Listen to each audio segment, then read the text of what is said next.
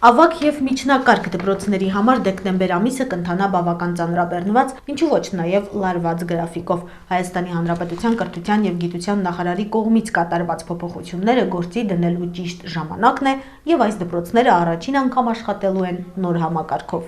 Աշակերտներ ունենք դպրոցում, որոնք ավելի շատ կենտրոնանում են իրենց ավարտական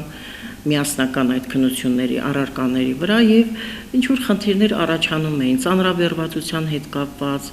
եւ կարծում եմ, որ ճիշտ է ինչ-որ բան ազատեցին հատկապես միասնական քննություն տվող աշակերտներին ժամանակ ունենալու այդ երկրորդ կիսամյակը տրամադրելու միայն այն առարկաներին, որոնք պետք է նրանք քննություն տան, միասնական քննություն պետք է տան։ Այս առումով կարծում եմ ինչ-որ ձևով իրոք երեխաների, աշակերտների բեռը մի քիչ թեթևացվեց։ Բայց այն, որ առաջին տարին է եւ բավական հարցեր դեռ մեզ համար էլ անհասկանալի են, դեռ ինչ-որ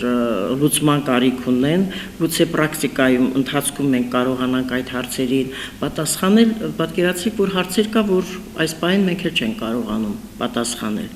Կապանի համար 2 ավագ դպրոցում նախապատրաստական աշխատանքներն արդեն ավարտվել են։ Դպրոցը գնահատման և թեստավորման կենտրոն է ուղարկել այն աշակերտների և առարկաների ցանկը, ովքեր և որոնցից պետք է դեկտեմբերի 24-ից 30-ը քննություն անցկացվի։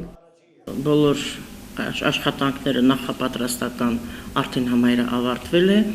աշակերտները դիմումներ գրել են տնօրենին և ըստ կարգի ընտրել են իրենց այն առարկաները, որոնք ցանկանում են հանձնել միասնական քննությամբ կամ ավարտական քննությամբ։ Արդեն նախատեսված է այդ քննությունները, այն աշակերտները, որոնց բոլորի համար է պարտադիր, ուրեմն 3 ավարտական քննությունները՝ հայոց լեզու, մաթեմատիկա եւ հայոց պատմություն։ Մնացածները, եթե ունեն երեխաները, աշակերտները առարկաներ, որոնք պետք է միասնական տան, նրանք արդեն բնականաբար երկրորդ կիսամյակում շարունակելու են ավելի խորացված այդ առարկաները ուսումնասիրել։ Հիմա նախապատրաստական աշխատանքները մեր մոտ արդեն ավարտվել են, դիմումները ընդունվել է աշակերտների, ընտրել ենք։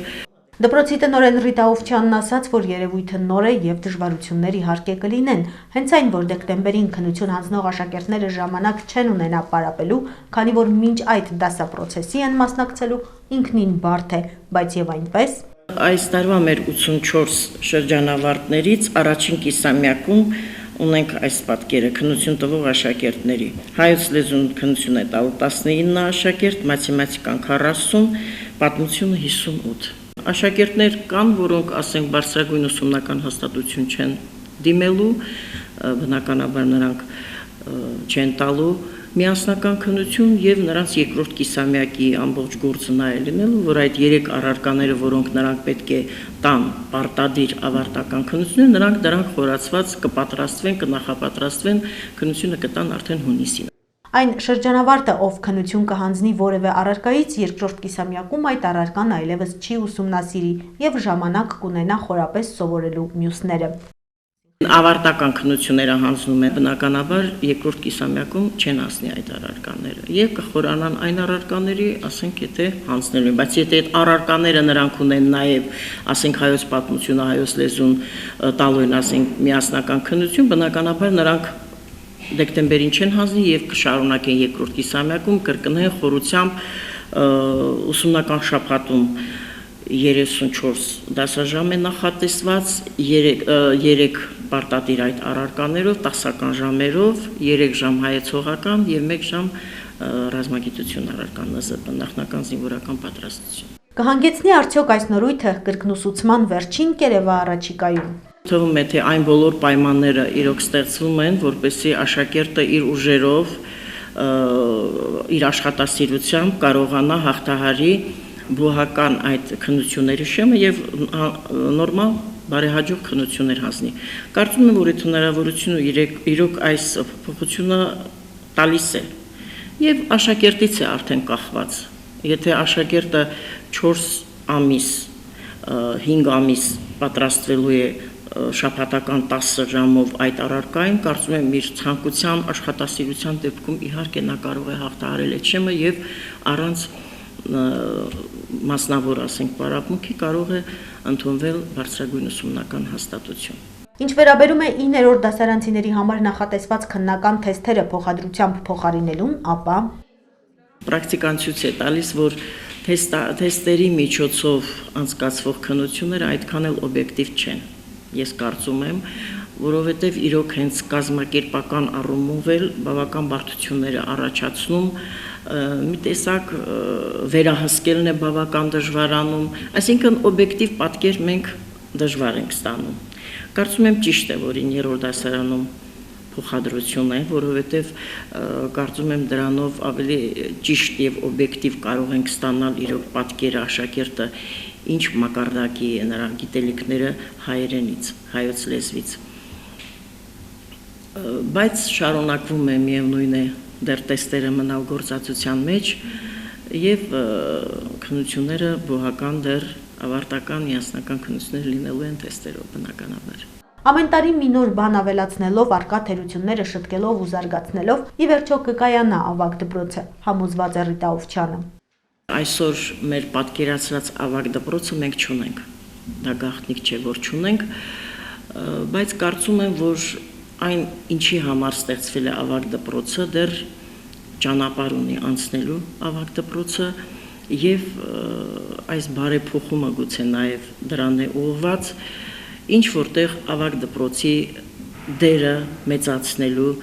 ավագ դպրոցի տարբերությունը ընդգծելու, ինչ որ բան պետք է արվի։ Եթե խոսքը գնում է օրինակ այսպիսի խոսակցություն կա, որ կրեդիտային համակարգ ստեղծելու դեպքում ավագ դպրոցներին է տրվելու հենց այդ արտոնությունը, որ այսինքն ավագ դպրոց պետք է աշակերտը սովորի այդ կրեդիտները հավաքի, որպեսզի բարձրագույն ուսումնական հաստատություն ընդունվի։ Բայց գաղտնիք չի, որ այսօր մեզ համար, ավագ դպրոցի համար պահանջները ինչքան մեծացնում ենք, այնքան աշակերտները այստեղից, այսպես ասած, խույս են տալիս, որովհետև հատկապես եթե նրանք մասնավոր պարապմունքներ ունեն, բնականաբար նրանք ձգտում են ավելի հեշտ ճանապարհով գնահատական ստանալ եւ կենտրոնանալ միայն այդ 3 առարկաների վրա։ Եվ այդ հնարավորությունները նրանք գտնում են այլ վայրերում, այլ տեղերում։ Այս է խնդիրը, որը լուծման կարիք ունի։ Մենք չենք էլ կարող աչք փակել երեխայի բացակայության հարցի վրա, մենք չենք կարող աչք փակել, երբ երեխան ասում է այս առարկան ինձ պետք չէ։ Այս հարցեր կան, որոնք պատասխանները չունենք եւ ինչ որտեղ գուցե այս բարեփոխումները տանեն նաեւ դրան։ Ինչևէ դեկտեմբերի 24-ից 30-ն այստեղ քննաշրջան է համարվում, որին պատրաստվում են եւ ուսուցիչները, եւ աշակերտները։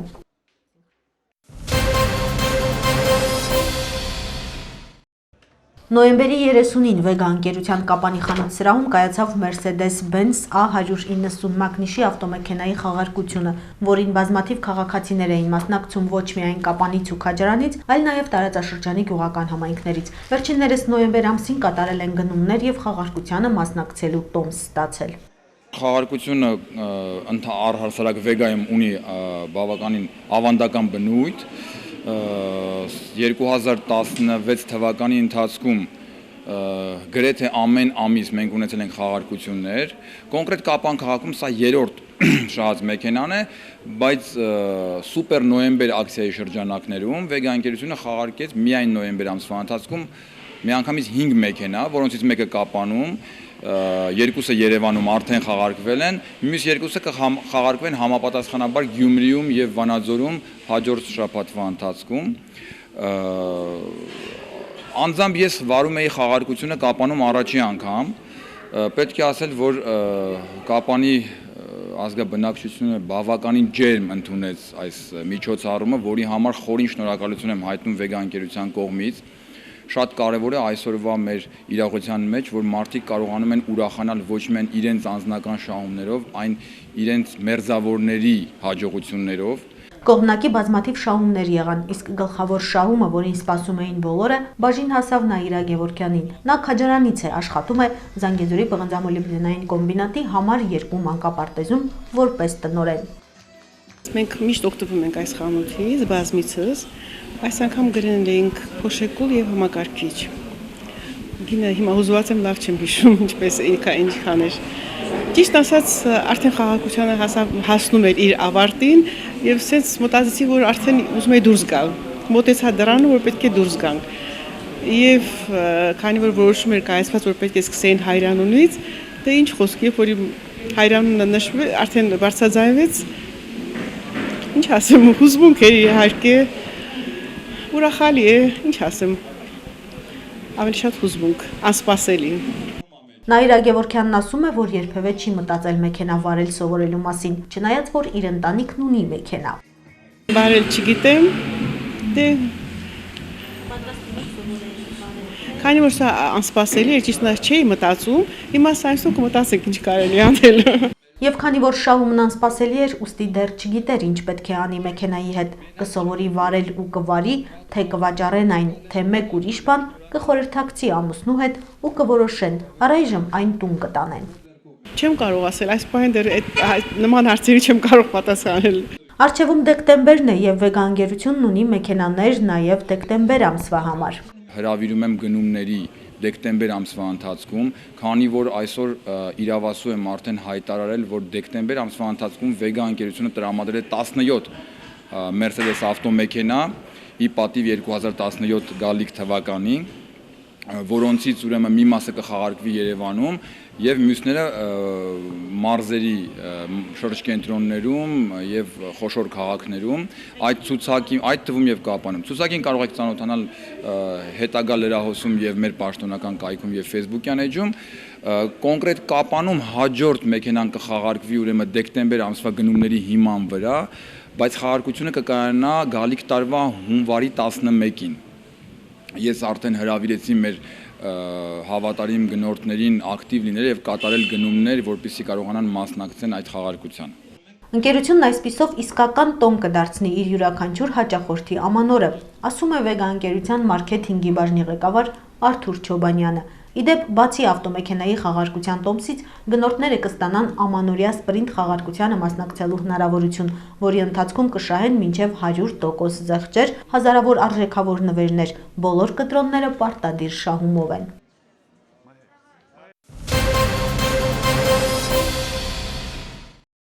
Մահացել է Սարգիս Ստեփանի Անդրեասյանը։ Ծնվել է 1950 թվականի հունվարի 1-ին Ղափանի շրջանի Արծվանի գյուղում, արհեստավորի ընտանիքում։ 1954 թվականին ընտանիքը տեղափոխվել է Կապան։ 1954 թվականին ընդունվել եւ 1963 թվականին ավարտել է Ղափանի համար 10 ութամյա դպրոցը։ Ուսումը շարունակել է համար 2 միջնակարգ դպրոցում։ Ավարտելուց հետո ընդունվել է Բաքվի Լենինի անվան մանկավարժական ինստիտուտի ֆիզիկայի բաժինը։ 1970 թվականին ավարտել։ 1971 թվականին ընդունվել է աշխատանքի Ղափանի համար 27 գիշերօթիկ դպրոցում, այժմ Կապանի համար 5 հիմնական դպրոց, որպես ֆիզիկայի ուսուցիչ եւ մինչեւ կյանքի վերջն իր հոգու ջերմությունն անվերապահորեն ներդրել է մատաղ սերնդի դաստիարակության անձնվեր գործում։ Սարգիս Անդրեասյանը սիրված ու հարգված ուսուցիչ է թե աշակերտների եւ թե ուսուցիչների կողմից։